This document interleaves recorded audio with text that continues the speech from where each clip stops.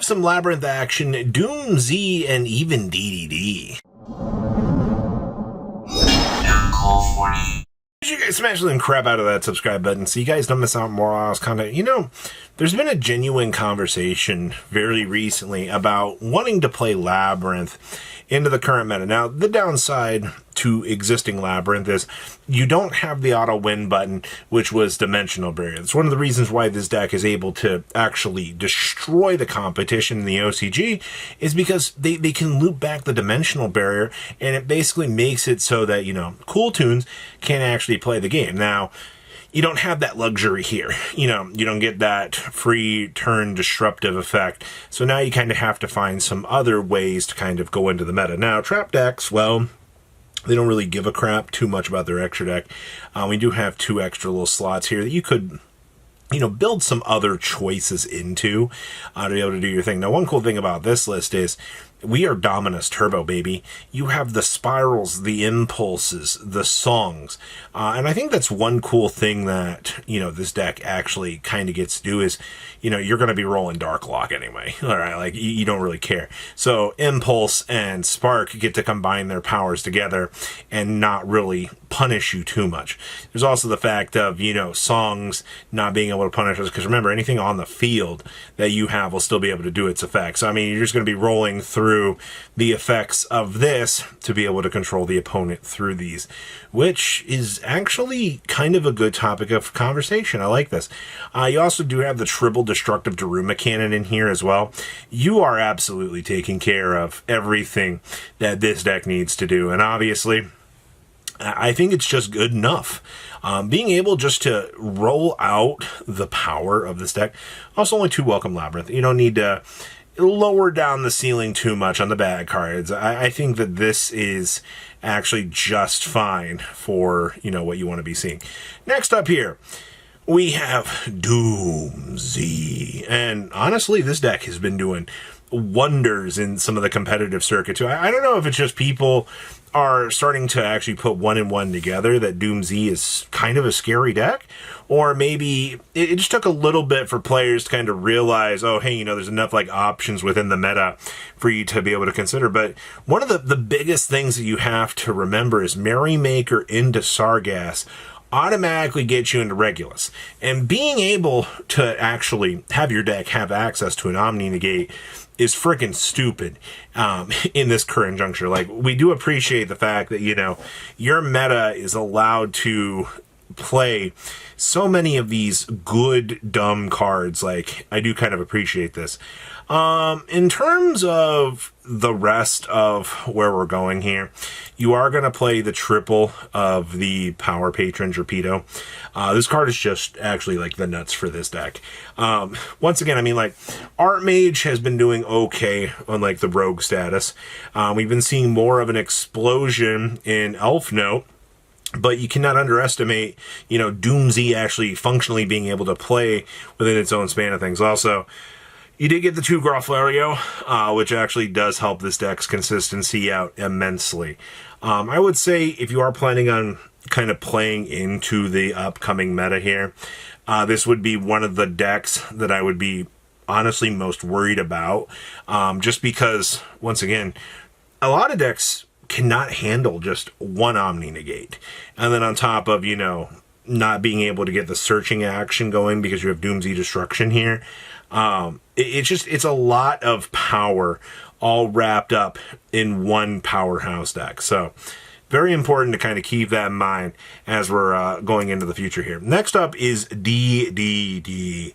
Honestly, I'm kind of impressed by this deck. Honestly, when you were looking at the way that the current meta has been breaking down, you don't really think of DDD still being here in the background as a choice, but that's not entirely true. It's definitely not a bad challenger as we kind of, you know, venture into, you know, the new space. We are playing the 1 Necro Slime, which I think is fine. You don't really don't really want to go too crazy with this card. I feel like it's one of those things. It's like, hey, we are able to see this as an extra combo piece. You do want to play the Triple Dominus Impulse. This card is freaking good in this deck, man. If you have played this deck, you have not realized, oh, hey, being able to impulse control the opponent is absolutely good. One other interesting thing down here. We are playing the Give and Take. Now, Give and Take gives you the ability to special summon a monster from your graveyard to your opponent's field in defense position and increase the level of one monster you control of the level special summon. We don't really care about that.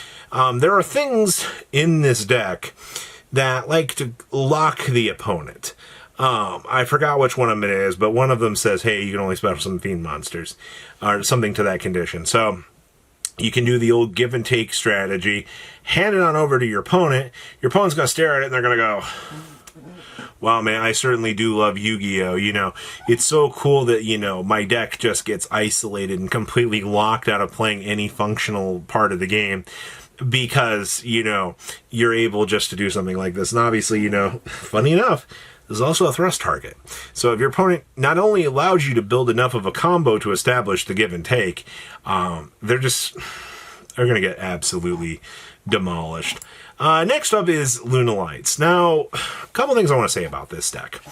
Towers is as freaking funny in this format as it has ever been in any other of these current formats. Players are really just not respecting this deck, even more so now. The other cool thing is, you're going to take notice down here, we are actually playing the Dracostapelia. There is a really weird place now where you can actually bridge into the Dracostapelia to actually use this as a little form of a disruption against the opponent. And it sucks to say that, this deck can't support Super Poly, because, it really can't. You're gonna, you're probably gonna get one of your Liger Dancers ripped out of your extra deck for, a majority of the game, but that's gonna be fine. Your job is to play enough of these big monsters so that you can actually do what you need to do. The rest of it has to be enough to, establish a decent board on the setup, just so you can kind of go. Now, you're also going to notice we are playing one wolf and an additional wolf down here. You might not know this, but this thing does give trample damage, which is an absolutely hilarious aspect that we've seen in feature match come up once. We've also got an additional Tenki in the side deck. I think actually having the Tenki down here to be an assister for you is quite nice. Outside of that, you're side decking the Call by the Grave. You have pretty much all of your hand traps in the side deck. I feel like the way that they've got the main deck structured, it's so that they can play to the best of their matchups, just to kind of make sure, hey, I can do the best that I need to with this. So we're not actually doing too bad with this one. Our next list here is Holy Testing.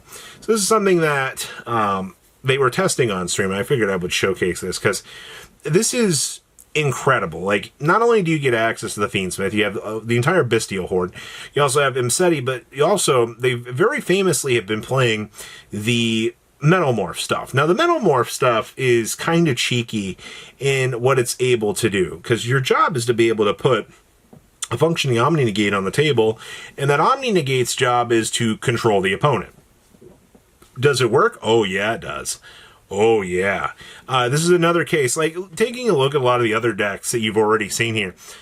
Being able to provide yourself with that Omni Negate to control the opponent will just win you a lot of games in and of itself. Also, take a look down here in this extra deck. We have things like Ultimaya Tzolk'in.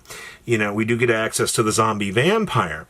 Obviously, you've got a pretty big dedication to the Fiendsmith package. That's just the symptoms of what you have to do within this deck. I swear if this deck had a 20-card extra deck, you'd see D-Mod slapped in here because you've got the Horus package in here.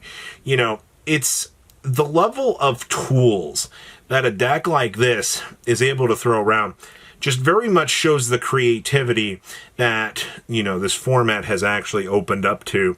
And that's actually, it's really freaking awesome just to see. So what do you guys think about all of the cool things? I mean, like, ideas are being thrown around right now that I've never even, like, thought of. But please, leave a comment down below, tell me what you guys think, and I'll see your beautiful faces back here later in the day, guys.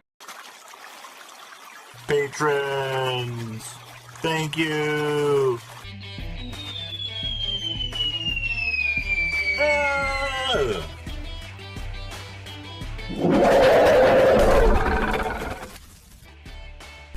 Thank you so much for watching. Check out these other videos.